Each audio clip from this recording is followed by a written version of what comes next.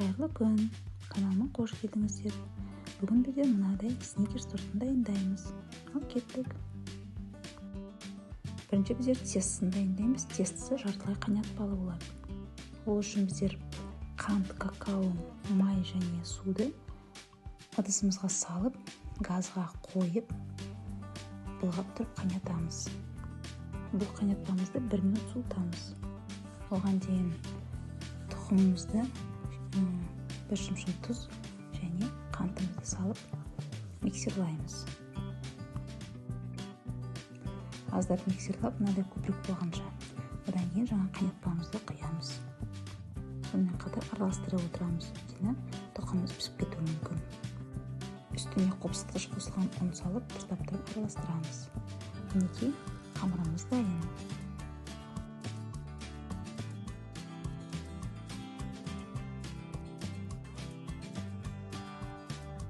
Формамызға құйып, духовкада 160 градуста піскенше пісіріп аламыз. Менде 20 минутта пісті. Одан кейін суытып, пищевой пленкаға орап қоямыз. Достар, каналымда бірінші рет болсаңыз, мені қолдап каналыма тіркеліп кетуіңізді сұраймын. Және колокольчик басып, лайк басып, комментарий жазып кетуді ұмытпаңыз. Рахмет.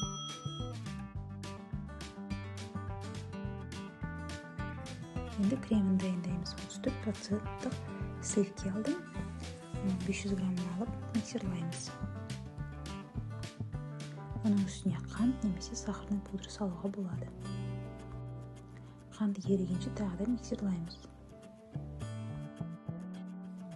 Үстіне творожный сыр салып, тағы да араластырамыз. Мінекей креміміз дайын болды.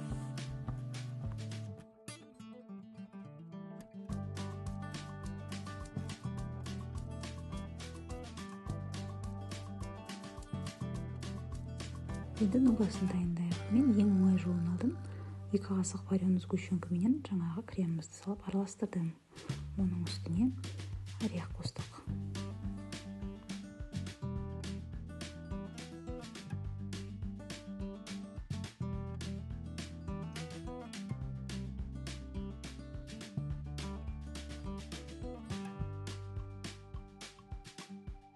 Енді бисквитімізді пленкадан босатып, 3 бөлікке бөліп аламыз. Пропитка жасамауға болады. Өйткені бисквитіміз заварной тестісі арасында болғандықтан сочный болады.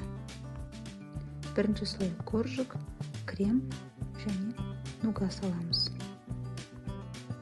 Көбірек салып, дұрыстап тұрып тегістейміз.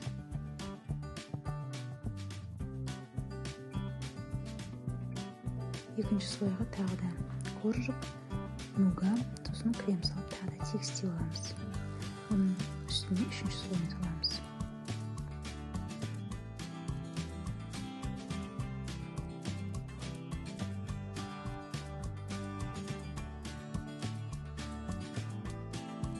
Енді қалған кремді ең үстіне және жандарына жағып аламыз.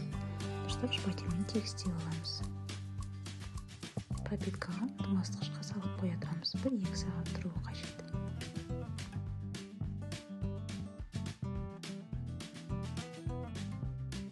Енді ганаж дайындаймыз. Оған май және шоколад. Соны ертіп, үстіне водяной баняда ерттім да, үстіне арахис қостым.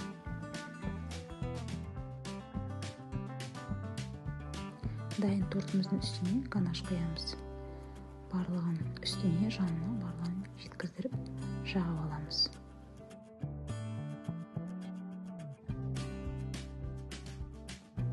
Ең соңында декорлаймыз, бірақ декор жасамауға да болады, өйткені торттың өзі әдемі көрінеді. Мен торттың үстіне сникерс шоколадымен клубника салдым.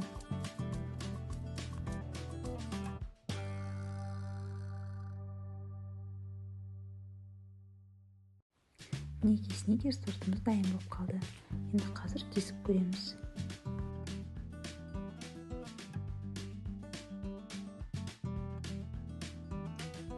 Кескенде өте жұмсақ, биік және дәмі өте керемет екен. Осы рецептпен дайындап көруге кеңес беремін. Сізге ұнайтынына сенемін. Сіздермен бірге болған сиқырлы тағам каналы және мен Дана. Ас болсын.